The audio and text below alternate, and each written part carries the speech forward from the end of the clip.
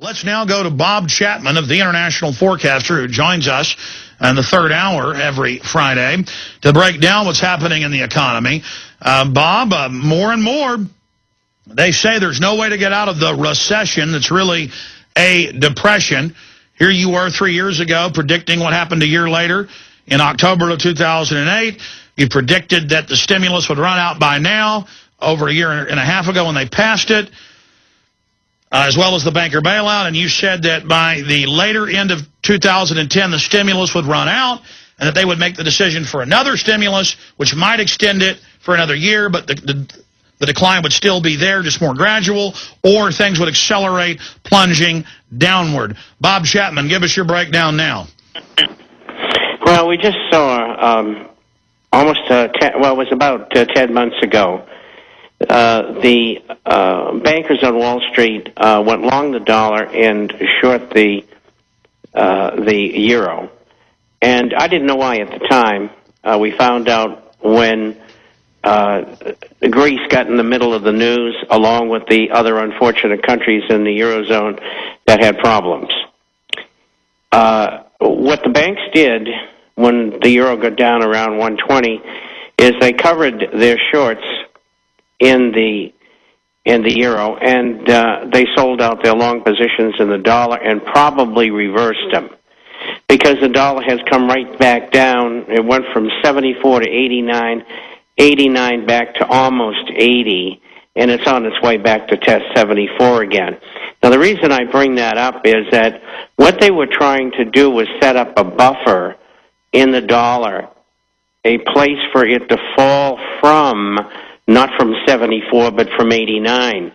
And I think that was the main impetus behind what they did. Now, what was going to make the dollar come down? What was going to make the dollar come down was what I talked about 3 or 4 weeks ago, and that was that I believed that the Fed was going to tell the banks to start lending and shut off their interest on the money that they had deposited with the Fed. What the Fed did is they lent money to the banks at no interest. The banks lent it back to them at 2.5% interest, and the U.S. taxpayer paid for it. The banks have over $1 trillion. They can lend as much as they want against that on a fractionalized basis. Now, the Fed needs $5 trillion over the next 2 years to keep the economy from plunging. And so if the bankers have $1 trillion, all they have to do is create $4 trillion more. So you're saying and they have the money that they need. So, I mean, to correct me if I'm wrong, you're saying that's going to be the second stimulus by stealth? Let's call it the third, because George the idiot did the same thing. So this is the third one, really. And so this one is going to be done, but it has to be done differently, not quite by stealth, because legislature will not give the money for a stimulus package again. My point is they're not advertising it. Not at all. In fact, they had to have 2 votes in the Senate to get the $34 million extension for unemployment, and it was very difficult to pass. And so the Fed knows and has known for almost a year that this was going to be the track that they were going to have to take. Now, they have people working 24/7, hundreds of them figuring this stuff out. So, this doesn't happen overnight to these people. All right, Bob, here's the $64 million question, because you've been stunningly accurate in the last 12 years on this radio show. What is this new economic policy, which is really a continuation of the old one? How is it going to affect the stock market, the economy, housing prices? What's your prognosis? We just came from 96.86 to approximately 10,600. And that's what really keyed me in, about a month ago. I have to back into everything that these people are doing because I don't have any connections in the Illuminati. So I figured that they were discounting something that was going to happen, and the most natural thing is what I just described to you. And as it turns out, again, I was correct. This is where they're heading. And 3 trial balloons went up. The the president of the St. Louis Fed, the head of PIMCO, I can't pronounce his name, it's an Arabic name, and the third one, that's even though I speak 6 languages, the third one was Joe Stiglitz. And so these trial balloons went up, and the balloons were saying, we got to do another stimulus package. If we don't, we're doomed. And quite frankly, they're right. But the point is, here it is, the Fed over the next 2 or 3 weeks will tell you that they're going to have to be helpful to the economy. They won't give you any numbers, and that's what they're going to do. You can call it stealth if you want, but it's on the way, and everything will go sideways for 2 years. Okay, Bob Chapman, stay there. Let's break down your forecast. So just this slow easing into depression. We'll get details straight ahead. Bob, you said the last stimulus would last about a year.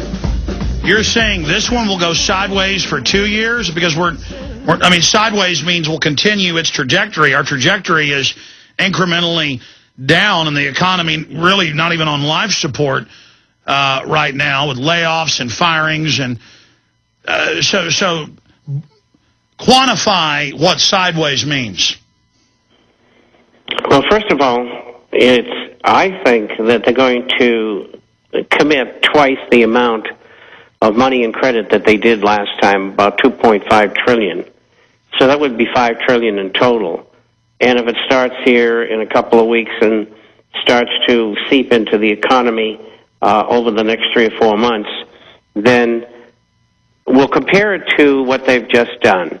They had 5 quarters which growth, GDP growth, in this last stimulus time frame, averaged between 3 and 3.5%. We'll say 3 1/4. Real growth was probably about 1.5%. And so the economy wasn't totally tanking, but it wasn't really doing anything. It was keeping its head above water. This time, there's going to be more lending to small and medium-sized businesses if they want the money. And you'll see a letter to the editor in tomorrow's issue of the Forecaster, where one of the subscribers is an attorney. No, he's not. He's a man who owns a company. Describes that in the last 15 months, the lenders cut back over 25% the amount of money that they normally would have available for small and medium-sized businesses, which creates 70% of the jobs. Now, normally you would think, well, if the loans are going to be available, they're going to make up to 25% in lending, then we're going to have a lot more people working, and they're going to take these loans and they're going to expand, et cetera. It's not going to happen that way. And the reason why is too many of these companies have gone out of business. Too many of the people who run these companies are saying, no, we're not going to get suckered in again on this thing. And they're going to be cool about borrowing. So they're not going to get anywhere near the borrowing that they hope to over that time frame. But, Bob, how does Iran tie in? I mean, they're really moving towards an attack by Christmas or before then, green lighting it. And, how will that affect the economy? Well, first of all, if it's green lighted, Israel will make the attack, whether it's on Lebanon, Syria, or directly on Iran, remains to be seen. The possibilities of that happening are excellent. And how will that affect it? The Fed is going to go ahead and do what I described, I believe, anyway. And so instead of getting 3.25% growth, they might get 1.5%, including all the stimulus, when in fact the real number should have been -1%. So they're not going to go anywhere. Unemployment, which is 22 3/8%, should drop to 20%. That's the best they're going to do if they can do that. And so you might call it profitless prosperity that cost the American taxpayer $5 trillion. As far as the war is concerned, like the previous 2 conflicts, one of which is still involved in Afghanistan, it'll be off budget. We're already over $1 trillion. What'll it cost?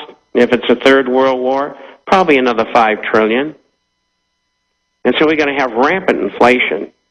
And as you've seen, the wages go nowhere. Real inflation continues at 7 or 8%, whereas the government says it's 2 or 1.5% or whatever their bogus number is, just like the bogus number for unemployment. And so part of the unemployment problem will probably be solved if there's a third world war by shipping young people out of the country so they can go over and get slaughtered. Well, either way you look at the different scenarios involved with an attack on Iran, it runs from horrible to just unbelievably bad. And what are your military sources telling you? Because my sources, and a lot of it's also in the mainstream news, are showing a very clear image and development towards not just a foreign war, but a massive domestic crackdown. They're really getting the public ready for troops to be used against the American people and for civil unrest. I mean, that's even in the Wall Street Journal today. So we'll come back, talk to Bob Chapman about that. Open the phones up for any issues you want to discuss. Bob is a jack of all trades, been in this 50 years, fighting the globalists. We'll discuss it all coming up. Long segment straight ahead. We're back live. Bob Chapman is our guest. We're going to take some of your phone calls. Also want to look at this Bloomberg Business Week report. Gold prices extend rally as odious dollar drops versus the euro. But you notice the euro drops, then the dollar drops, and the euro goes back a little bit, and then the dollar drops, and the dollar will go back a little bit, then the euro drops, then it goes back up, then it drops. But if you look at the long-term charts, it's all just going down. It's concerted, coordinated, global currency devaluation run by the same group of crooks. Gold, you did say, 3 weeks ago on the show when gold was going down, you said look for the dollar when it starts going down for gold to go back up. And going from memory, you said that, and this has been true in the past, that normally the two were somewhat coupled together. But that now, you said this again last week, that when gold was still basically the same from the drop, that there'd been a 80% decoupling. So what does this mean, this big rally in gold the last few days? Well, first of all, on Wednesday's issue, I said that on Thursday or Friday, we'd break back out again, and it happened today. And you just can't keep it down, because I think that the main reason that gold has been as strong as it has over the past 15 months is because it's challenged the dollar as the only real currency in the world. And that's extraordinarily important. If you go back 6,000 years, you'll see the same thing. In the first 6 months of the year, all the currencies fell against gold. The U.S. dollar, 13.3%. I mean, if that were to continue, it would be about 25% for the year, which it's been doing for the last 10 years. But, you don't know about that unless you listen to this program, because the mainline media is not going to tell you that. So it's going to go back up and challenge its high here over the next little while, which was around 1260, and it'll go through it, and it'll go higher again. The gold would have been up substantially more today had not it been for the intercession of the United States government knocking it down from a plus 15 to about a plus 680. It's now trading around a plus 8. And, they are fighting a rear guard action. They can't win, and they know that. They can't beat gold. And they're scurrying around, and they're trying to find out, should we use SDRs, which have no backing, incidentally, and can't legally have any backing as an IMF instrument, or should we have the thing that Keynes talked about called the bank core? Now, they're trying to find alternatives. Anything that they come up with that does not have gold backing, they better forget it, because it isn't going to happen. Bob, I mean, I'm not a financial wizard, but I can look at the last 8 years and gold slowly going up, up, up, up, up.